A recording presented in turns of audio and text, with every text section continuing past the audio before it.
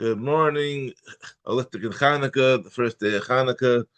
Um, it's to be a yontif of light, being beruchnis from Gashmias, and light up our our neshamas, and the 36 candles are connected to 36 hours that the Oragonis was in the world before it was hidden. So as you watch the candles, you can tap into the light of the Orhakonos, and it would be zocheh that the light fill up the world and bring us an end to this gullus. And with this Mashiach Sekenu, Bimhiraminu Mamish. Amen. Okay, today's shiur is Perek Yud Gimel Masech Shabbos. This shiur is sponsored Lila Nishmas Aaron Nachman ben Simcha Cohen Yeshua Mordechai ben Shepsel Bracha Sarah Shmolei ben Moshe ben Yosef. Name of the show is I'll have an Aliyah. And for Shlema for Ada Sarbas Leah Chana Pesel bet Bas Yenta Yisrael ben Rachalea Rachel Bas Pesel Zelda Avram Yitzchak ben Risha and Chaya Bas Doba Bela. May they have a full Shlema but Hakarat Mamish. Amen. And it's also sponsored by my dear friends at Everest Equity. They are they sponsored for this week of Hanukkah and next week as we finish out Masech Shabbos, and they are mortgage professionals. If you need help with your mortgage, reach out to me and I'll give you the number to call. Okay, here we go. Perek Yud Gimel Mishnah Aleph.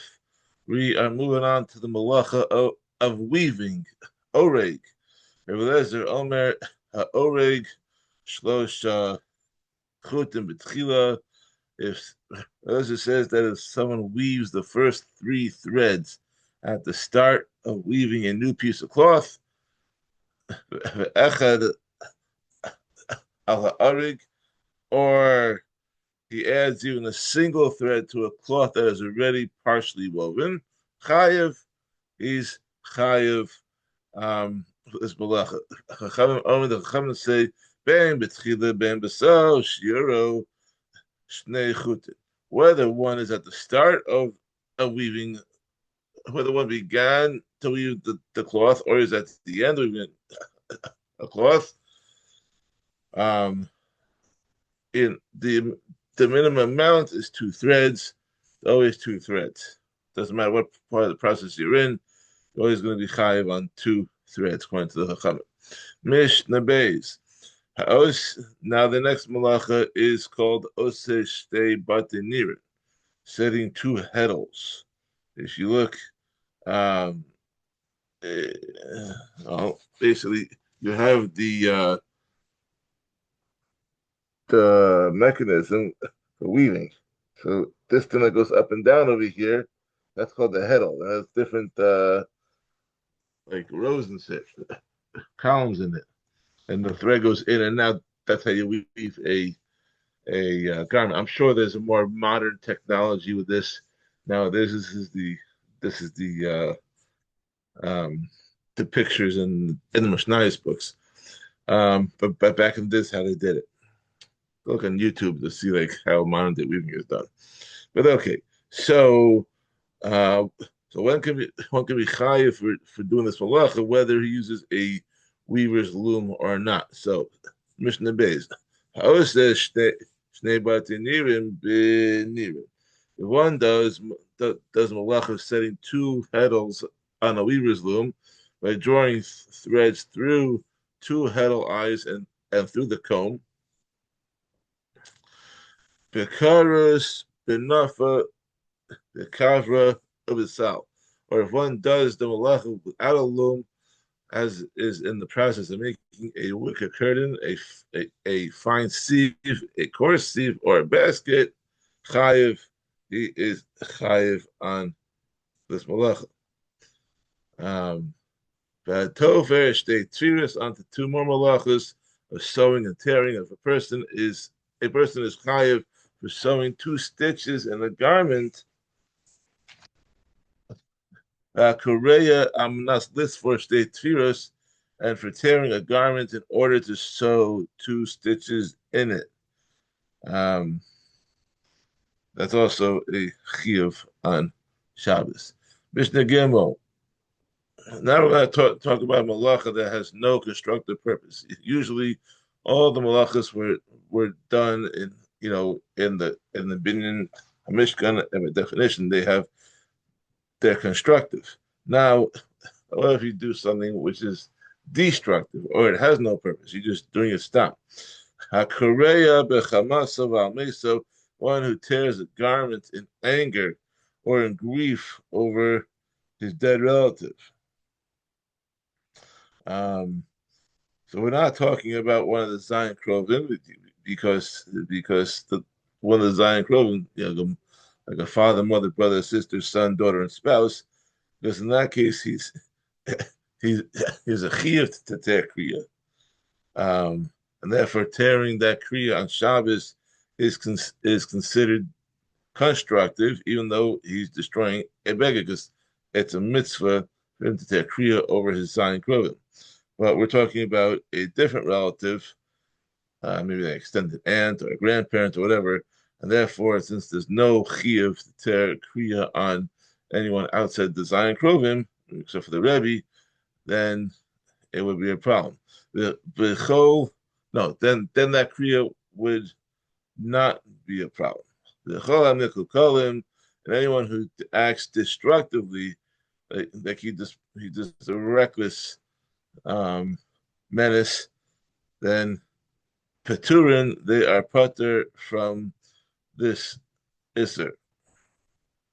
Because you only have a lav, you only chayiv if you do a act that's intentional and is constructive and not acts of destruction. However, one who destroys something, okay, in the case of someone who destroys for a constructive purpose, shiur kimisakin, its minimum amount is the same as someone who's making the repair. So in order to be chayiv for a destructive act, the amount destroyed must be large enough that one who repairs it on Shabbos would be liable for the repair. So, for example, if he tears a garment so that it can be easily sewn up, so it can be sewn up more easily, then he's chayiv only if he tears enough fabric which two stitches can be sewn. Because you chayiv on two stitches to the constructively, so then you'd be chayiv on two stitches that were destroyed. The same thing goes with letters. If you're erasing two letters, or you can place two new letters, since you're chayiv on two letters, then to write, then you're chayiv on two letters for destruction, for erasing. Mishnah Daled had shiur hamelabe v'amenafetz v'atzova toveya v'atova kumalo rochav hasit kafel. The measurement for the melachos of washing, disentangling, dyeing, and spinning is double the full width of a sit. We discussed a lot of these back in Perek Zion, and so therefore, one is not chayav for doing any of these melachos unless the amount of wool involved is at least enough to produce a thread whose length is twice a sit. A sit is the distance between the tip of the index finger and the tip of the middle finger when they're spread apart. That's the definition of a sit, if you remember from last week. So twice the length is twice its length. It is a double sit. So it's basically having like maybe three fingers. Or a double sit is also the distance between the thumb and the index finger when they are spread apart. So you can measure this.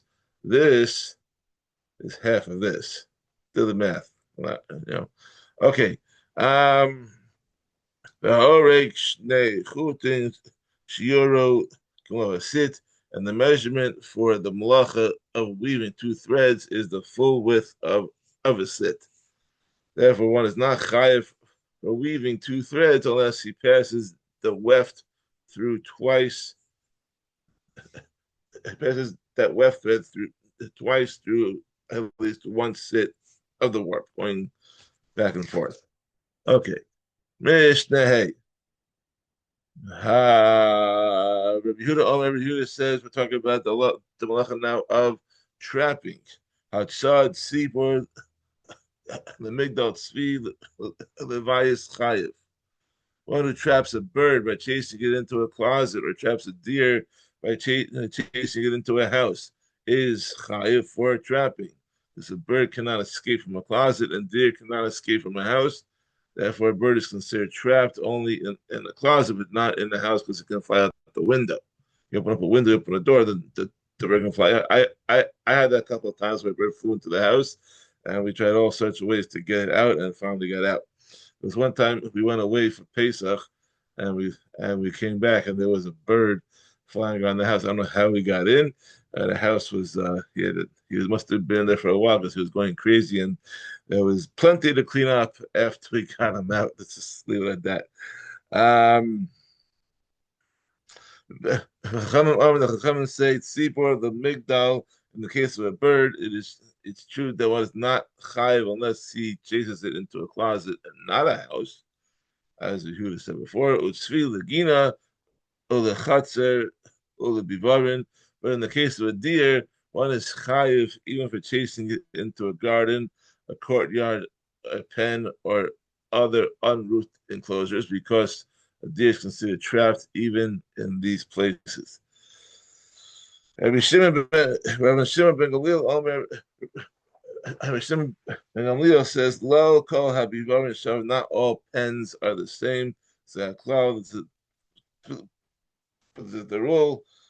Mechuser tzida pater. If a person chases an animal into a pen where it still lacks trapping, he's pater because it's not considered trapped in such a pen. She'ena mechuser tzida chayiv, because if he chases it into a pen where it does not lack for the trapping, meaning it can be seized, they can seize it there easily, he is chayiv because that is sufficient for it to be viewed as trapped. Two more to go. Mishnah Vav, Tzvi shenechnas lebayis v'na'al echad b'fanav chayiv. If a deer entered the house by itself without being chased, and one person locked the door in front of it to trap it, he is chayiv. But if two people lock the door together, both are pater, because neither performed the entire melacha on his own. Lo yachol echad limno. However, if one person cannot lock the door by himself, and two people lock it together, chayavin, they are both chayiv, because in this case, each is viewed as though he performed the entire melacha on his own. Rabbi Shimon pater, Rabbi Shimon patters them in this case as well, because the reality is that neither did the entire melacha. We had a similar concept back by Hotzah in Perek Yud. So the concept is repeated here, even though it's a different melacha, but the concept is still the same. Like you need to do the melacha by yourself, and if two people do it, then it doesn't count. And finally, Mishnah Zayin, Yashav Echad al Pesach. If a deer was inside the house, one person sat in the doorway, but he did not block it sufficiently to prevent the deer from escaping. Yashav Hasheni Mulahu, and the second person came and sat next to him in the doorway, blocking it completely. Hasheni Chayev, and the second person is Chayev because his action is it made it impossible for the deer to escape. But the first person is not chayiv since his act was not a complete act and the animal is not totally trapped. Yashav Hasheni ala Pesach. However, the first person sat in the doorway and did block it sufficiently to prevent the deer from escaping. And the second one comes and sat down beside him in such a way that his body formed an additional barrier against the escape. Even if the first person got up and left, leaving the entrance blocked by the second guy, the first person is chayev because his act of sitting is what trapped the animal, but the second person is pater, since the animal was already trapped when he sat down, and that second layer is insignificant. To what can this be compared? The null is based on the shamat. The person who to the second person can be compared to one who locks the door of his house to protect it. The nimsis tzvi shamer b'socho, and the deer is found trapped inside the house. This is the case where a deer was trapped inside a house whose door was locked, was closed firmly enough that the door to prevent the deer's escape, but it was not locked with the key. So the owner then locks the key, locks the door with the key, thereby trapping the deer even more securely. So he is not chayav since he did not actually trap the animal, really just locked the door and strengthened the trap that was already in effect. So that's the story. Okay, thank you for joining us. We'll see you tomorrow for Perek Yud. Have a wonderful day and a leftig Hanukkah. Have a great day.